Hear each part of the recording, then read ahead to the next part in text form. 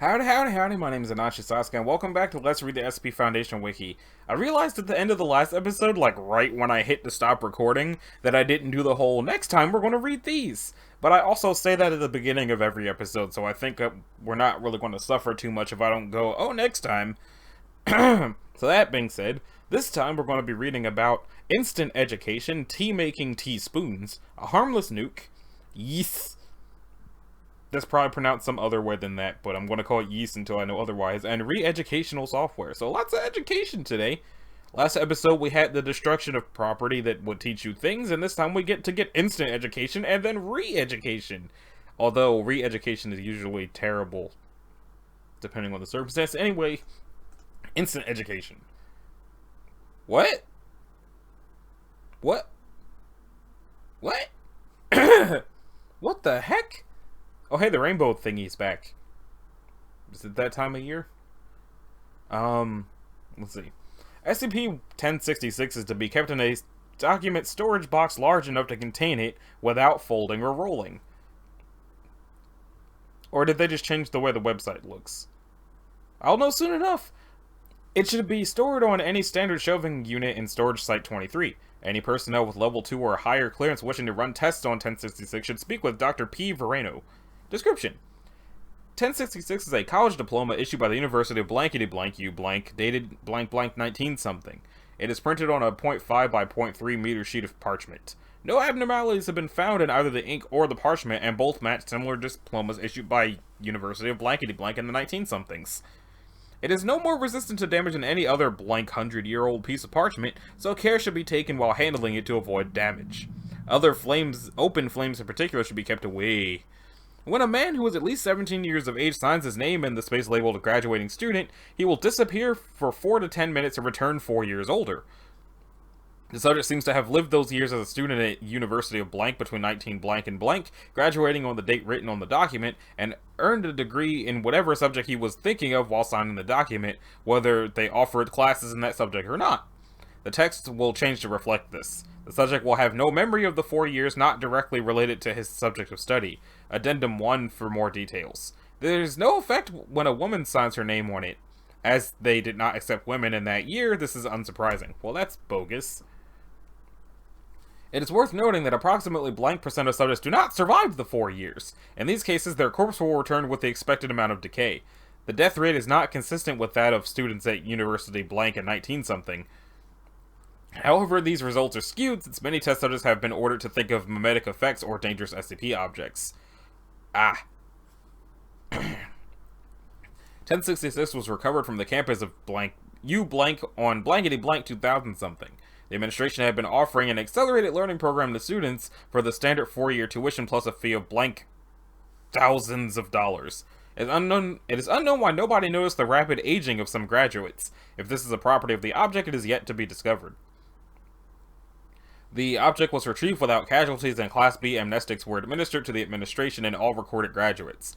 It is very likely that some or most of the graduates were not recorded, but the risk of any graduates revealing the existence of 1066 is low, and as such, finding them is a low priority task.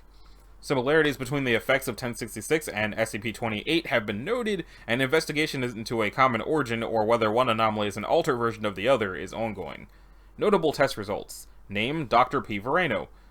Subject was simply instructed to sign the document. The subject gained a degree in calligraphy.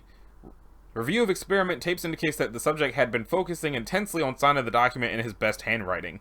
The subject's handwriting showed a marked improvement after the test. He had no memories of the time in which he was gone. Subject was terminated on a schedule at the end of the month. Subject gained the tattoo of the phrase "the pen is mightier than the sword" translated into Chinese on his left pectoral. Oh, okay, the doctor is doing the test and the disposable people. Okay. Subject 5. They were instructed to think of their favorite animal. They gained a degree in marine mammal biology. When questioned, the subject said that his favorite animal was the dolphin. The subject also had vivid dreams of scuba diving next to various marine mammals until he was terminated at the end of the month. Additional comments. The subject showed familiarity with scuba equipment after the test. When asked, he claimed to have never taken a scuba certification course. Okay, number 7. Information mimetic SCP blank was described to the subject, who was then instructed to think only of that while signing the document. They gained a degree in mimetic studies. However, the subject refused to communicate in any way with researchers after returning and was terminated on schedule. No luck training researchers with this thing so far. Number 14. Instructed to think of the phrase advanced memetics, so that it showed above average intelligence in standard D-class screening. Results: they returned in a vegetative state consistent with the effects of redacted. Subjects 9 through 13 were all instructed to think of memetic effects, and all returned showing signs of exposure to some sort of memetic agent known to the Foundation in 19-something. Okay, name, research assistant blank, a subject, research assistant blank. This was an unauthorized test. Research assistant was apparently trying to gain sufficient credentials to be promoted to full researcher. Researcher returned with a degree in SCP studies. The SCP in this case is apparently an acronym for supercomputer processors. He now has a knowledge of supercomputers consistent with the year of 19-something. They were demoted to clearance level 0 and transferred from storage site 23. Okay. Next up is tea making teaspoons. So does the tea just appear in the teaspoon? And I guess that's not how the website looks now, that's just how that page looks for some reason. Well, the teaspoon is safe. The teaspoon. All components of the teaspoon are locked in drawer 6 of locker blank of one of the blank custom-built stainless steel lockers measuring 3 meters in height and 0.40 meters in width and depth. This locker and the items inside are currently assigned to Department 43. That was my knuckles cracking. Apologies. If the microphone even picked it up. Department 43-something and monitored via CCTV. The teaspoon is to be returned to the locker when not in use and must be vacuum sealed in a polythene. I feel like there's supposed to be more letters in that word. Bag after being thoroughly dehydrated before being returned. Additional security includes marking with ultraviolet ink on all components to prevent theft. Any member of staff who wishes to conduct tests on 1067 may do so with the approval of Administrator Sampson, although they must be supervised by at least one Department 43-something operative. Please note that the application for recreational purposes is strictly forbidden. Okay then. The teaspoon consists of 4 components, A to D. A is a hinged leather-bound container with those measurements. The inside of A is lined with blue velvet and appears to be designed to contain B through D. However, spaces indicate that there are 3 missing components. B to D is a set of 3 silver-plated teaspoons, each of which measures 10.57 centimeters in length, 2.5 centimeters in width, and 1 centimeter in depth. They are all identical except for their handles, which each have a unique ornament attached, all bearing relation to modern Western wedding traditions. B, decorated with a bouquet of red tulips. Any liquids that come into direct contact with B immediately become Earl Grey tea, independent of the liquid's composition. This effect extends to extremely viscous gels, although not to vapors. It has also demonstrated a second unexplained ability. When using 67 to stir a solution of water and sucrose, subjects report feeling resistance in the solution. When removed, 67 brought with it a small quantity of white granules, which when tasted, turned out to be ordinary granulated sugar and displayed no anomalous properties. Repetition of this action results in any sucrose in a solution being scooped out in its solid form to the point at which the solution is totally free of sucrose. Does that mean Earl Grey tea is just not supposed to have sugar and the spoon is like, unclean? I don't know anything about tea. C is decorated with a wedding carriage. Solutions stirred with C continue to stir themselves for up to 4 hours after the initial stirring, even when obstructed with solid objects. Any liquids that come into contact with C immediately become oolong tea. These effects have been observed with a broad variety of input solutions, but seem to be ineffective with extremely viscous putties. C has been described by subjects as being quite heavy for its size, although analysis of the composition indicates ordinary density levels. D is decorated with the figures of a bride and groom. Experimentation shows D to be capable of fabricating pasteurized cow milk upon contact with fluids. The milk is non-toxic as per usual, but produces slightly higher levels of radiation than would be normally expected. How radioactive is milk usually? 1067 was discovered to possess unique abilities by Dr. G. Blank whilst preparing coffee. Doctor states that he received 1067 as a gift from his sister Fiona Blank in 1973. Through an interview, it was revealed that 1067 was first purchased at Blank in York, the UK. Ms. Blank stated that 1067 was purely an impulse buy and without precedence. Subject was administered a Class C amnestic before being released. At this time, the abilities of 1067 are without explanation, despite detailed examination and multiple trials. 1067 is currently under the care of Department 43-blank of Site Number Blank under the jurisdiction of Administrator Sampson, and will remain so until further notice. Why? Anyway, Addendum 1067A. Mass spectrometry of samples from B, C, and D confirm the composition of these items to be primarily copper with fine silver plating. Researchers are unanimous in agreeing that presence of both scandium and zirconium impurities is highly irregular in copper. Progress has not been made as to the source of 1067's metamorphic properties. So it doesn't seem that dangerous. All it does is make tea and milk. So theoretically, if you were to stir one of the teas made by one of the spoons with the spoon that causes milk, would it add milk to the tea, or would it turn the tea into milk, or would the spoon spontaneously combust? I don't know. Let's check out this here harmless nuke.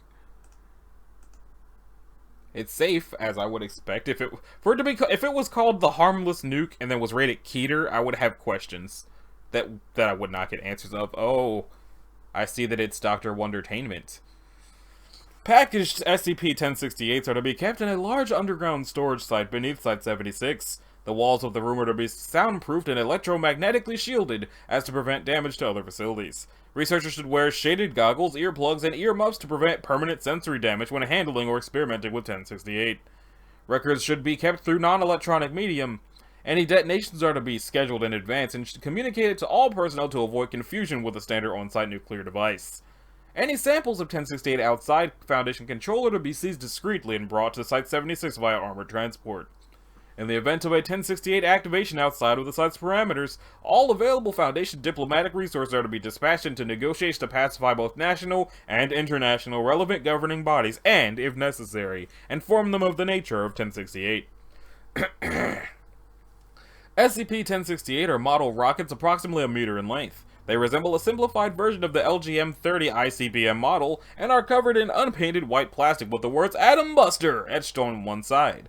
Disassembly of the objects exposes a cylindrical fuel tank and engine assembly filled with an ethanol-dated expunged mixture. A 30cm long fuse leads out of the rocket's base and is the primary method of ignition. When activated, 1068 will launch at a velocity of 45 meters per second before falling back down to the ground and exploding. Upon detonation, 1068 activates an intense bright light and loud sound similar to those of a conventional nuclear device. It will also release a weak radio wave pulse similar to an EMP, temporarily knocking out all electronic communications within a radius of blank kilometers, and preventing any further close observation of and communication with the area for up to 20 hours. Immediately following detonation, a shape similar to a mushroom cloud released by extreme temperatures. I missed something. A large column of low-density non-toxic gases will rise up from the point of detonation, coalescing into a shape similar to the mushroom cloud released by extreme temperatures. There we go.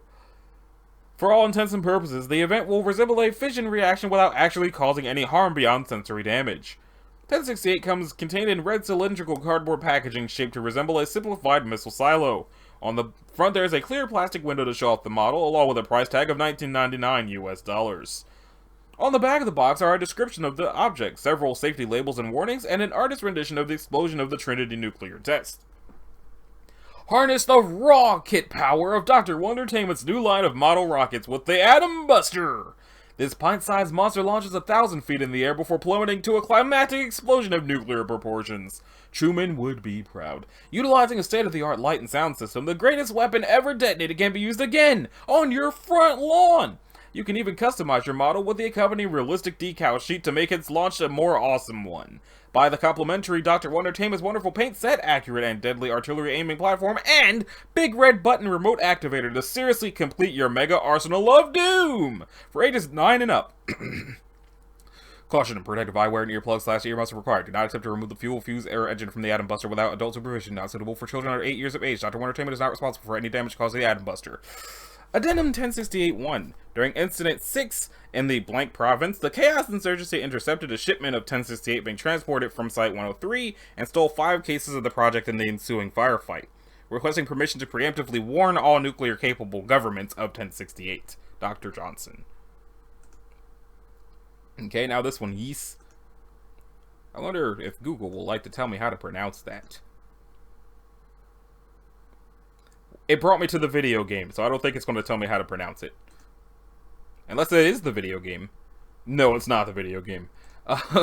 It's Euclid, 1069. Nice.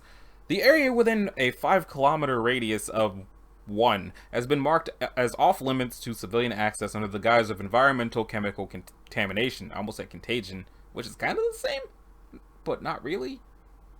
And all Foundation staff located on site are to operate under the cover of an environmental cleanup organization. Exploration or experimentation with 1069-1 may only be performed with prior permission from at least 2 level 3 senior researchers, and all personnel within the area must wear full soundproofed ear protectors or modulated sound processing headsets at all times. So, any individuals attempting to enter this area without authorization, appropriate acoustic protection, or in an attempt to communicate with 3 without prior permission are be detained, questioned, and administered a Class B amnestic if deemed necessary. They could have just shot them, but amnestic works. Usually they just shoot them. 1 is a submerged city 3 kilometers off the coast of someplace, France, at a depth of approximately 220 meters. 1 covers an area of approximately 4.8 kilometers squared, yeah, squared, and is surrounded by a high dike constructed of bronze and redacted, indicating that it may once have been a coastal city. What would have indicated the coastalness that y'all had to redact it? Dating of recovered artifacts and materials indicate that 1069 is at least 1,500 years old, and surveys of the intact sections of the city indicate that it would have been one of the largest cities of its era, in addition to containing architecture and high-strength construction that exceeds the technological capabilities of any known civilization at the time. Recovered artifacts have also revealed written script belonging to what has been tentatively identified as a previously unknown Breton or Brythonic language. Brythonic, whatever.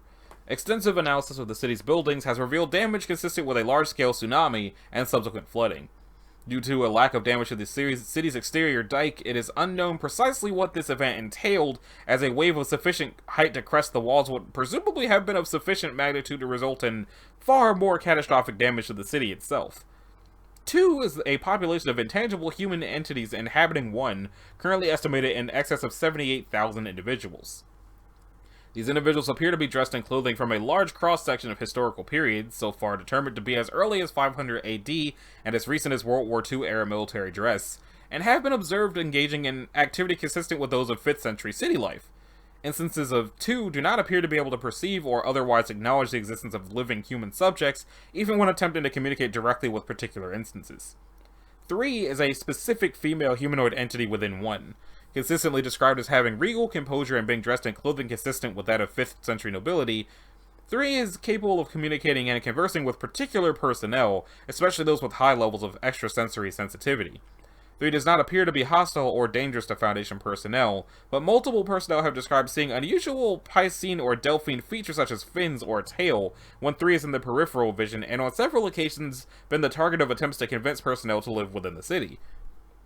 So it sounds like she's a mermaid or something. 1069 was discovered on blankety-blank 19-something by a civilian archaeological expedition attempting to locate and explore underwater ruins near Redacted. Foundation agents embedded within the expedition called for backup following the disappearance of 3 civilian team members during initial contact and exploration. The containment team was successful in securing 1069, and all surviving expedition members were administered a Class A amnestic and given a cover story. Addendum 1, Incident Report Incident 8-19-something. During a submersible survey dive within the Eastern District of 1 performed by members of the Foundation research team, Doctors Blank and Blank were apparently engaged in conversation by 3. From fragments of audio recovered from the remains of the submersible's audio recorders, it appears that the researchers conversed for several minutes before the submersible's main pressure hatch is compromised through unexplained means, resulting in a catastrophic depressurization of the vehicle. The wreckage of the submersible was recovered from the Eastern District without incident, along with the clothes and personal effects of Doctors Blank and Blank. No bodies or other human remains were located. In subsequent exploration dives, on-site personnel have reportedly identified instances of 2 matching the description of Doctors Blank and Blank in the Eastern District of 1, wearing contemporary casual clothing. As with all such instances, they did not respond to attempts to communicate or otherwise attract their attention. Interview transcript blank 19-something. Following the events of Incident 8, authorization was given for Dr. Blank, a senior researcher known to have been able to draw the attention of 3 in a prior survey dive, to attempt to interview 3. Welcome back. Have you come to join us this time? No, but I would like to ask you a few questions. Certainly. Who are you, exactly? I'm Dahut, daughter of Gradlon. There are those who would call me Queen, but I'm merely a caretaker of this city. All who seek refuge here are equal. 2 of our personnel recently disappeared here. Do you know them? Redacted and redacted. Yes, of course I do. I know the names of all who shelter within my walls. What did you do to them? Why did you take them? Take them? I am afraid you are mistaken. I would never keep someone here against their will. All those who live here do so of their own accord. Assuming you are telling the truth, what exactly did you do to them? They are sheltered here within my walls by my power. Can you release them? I told you that I do not keep them. If they wish to leave, then all they must do is ask. I cannot make that decision for them any more than I could force them to live here in the first place. Those men have families, you know. They have to... Yes, they do. Families with children who've grown up and spouses who have grown cold. They have no desire to remain in a world where every waking hour is one living in fear from the unknown, and have chosen my sanctuary instead. How do you know that? They told me. Just as they told me that you, redacted, are yet unmarried and unlikely to be convinced to join them. You're lying. Why would I lie? All I have ever asked for is the right to live in peace, away from the politics and machinations of those who would rule the world. I have tolerated your kind for as long as you've sought to control that which you do not understand, and despite their best efforts to destroy me, I have endured. I don't know what you're talking about. No, of course not, but your leaders who will read this conversation do. I sought to create a sanctuary, a city of peace on the coast. Your precursors, who felt threatened by my abilities, sought to sully my name and spread lies to dissuade their followers from finding refuge within these walls. For years, decades even, they tried to destroy me, first through words, then by force of arms, then finally with magic. Their wall of water pulled this city beneath the waves, but both I and the ones I swore to protect have survived. Silence. Ask your leaders, redacted. Ask them to tell you the truth. That they knew of us and have always known. Ask them why I must be considered a threat. Why centuries of legend and myth consider me a demon, and why all power, even that which is used to keep safe and protect, is an abomination. Perhaps then you will see what has truly transpired here and what evil lies within their hearts. Good day, redacted. I wish you well. Research note. At the end of as of blank 2000-something, all further expeditions to 1069 have been suspended pending further investigation and research into 3 subversive capabilities. All personnel having had direct contact with 3 are to be quarantined under telepathic/mimetic agent contamination protocols immediately. Okie dokie, and that brings us to the re-educational software, which it sounds like they probably use on all the people that met that lady. It's safe though, and it's adorable! SCP-1070 is to be held in a standard containment locker located in Site-77 Safe's SCP wing. How come only sometimes there's a link to Site-77? When being used by Site personnel, one standard test chamber may be used. No personnel above disposable are permitted to view 1070 when it is in an active state. In the event that personnel do view it, they are to be given a psychiatric evaluation with further action taken at the discretion of the Site director. 1070 is an educational video game, designed for use as an educational software on the Nintendo Entertainment System. It is held in a cartridge composed of black plastic and measures 13.3 by 12 by 2 centimeters. It lacks identifying information such as labels or manufacturer's mark. The back cover has a warning label identical to an unlicensed game produced by Tengen Arcadia. Why is that pink? The splash screen identifies the game as Learning with Leo, a 1989 copyright belonging to the Real Awesome-tainment label. Oh, it's an Dr. Wondertainment video game. It seems. When used, 1070 displays an image of a green figure identified as Joey, hereafter referred to as B, who will ask the subject questions such as age, ethnicity, grade, level, and eating habits. B will respond to answers provided by the subject using simplistic language and gestures. When 1070 is activated and used by a subject under the age of 14, it will function without any anomalous properties. B will ask a series of mathematical, history, and basic scientific questions. It will then show a score depending on how many correct answers the user gave. Of note is that B will remember subjects who have used it in the past and is able to identify them by name. However, if a subject over the age of 14 uses 1070, a different effect will occur.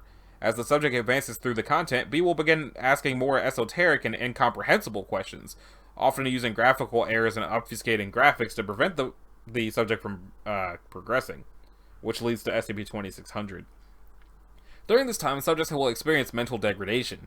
If 1070 is played for longer than an hour, the subject will have reverted to the mental capacity of a prepubescent.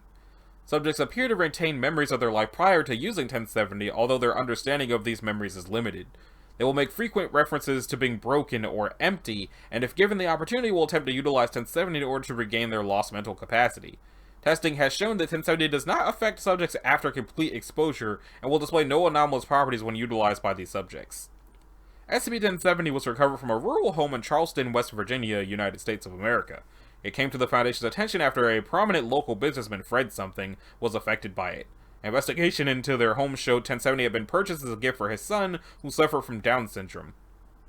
Mr. Blank and his son were placed in the care of relatives, and 1070 was classified as safe. The following is a transcript from video documentation of the effect. As of 1:35 a.m., D-2146 activates 1070. After the splash screen, B suddenly appears. Hello there, Mel! Huh? Are you ready to play? Sure. What is the capital city of France? Paris? Your answer is correct! They express enthusiasm. Can you count to 7? Sure. 1, 2, 3, 4, 5, 6, 7. You are correct! Again! B begins displaying graphical error, showing an image of itself with a bright red background. Ah, fuck! It's really okay. Don't be alarmed. You only have tomorrow to fear. What? What is tomorrow? We must face it. Yesterday was just another day. We live in the past. We would like to see you. And then, Mom will be back. Everything will be A-okay. Why did they go from 2146 to 1246? Or did they just go from being 21 to 12? Voice has taken a noticeable drop in pitch. Mom? We're back here. She's back. Following this, no further vocalization for 2 hours and testing was terminated. Research has shown that a copyright for this name was made in 1999. However, no games associated with the name were ever produced. Why did they go from... Like, I know it just said what it does to people. It's just weird that they switched what their D-class name was when it happened. So that about does it for this episode. In the next one, we're going to be checking out Improvement Test, Memory Replacing Disk, Computing Microbes, Stendhal's Nightmare, and the Forest normally known as Vince. If you like this episode, a like and subscribe will be groovy. If you didn't, you need to do either one of those things. If you want to click the bell, you can do that as well. And I'll see y'all in the next one. Later.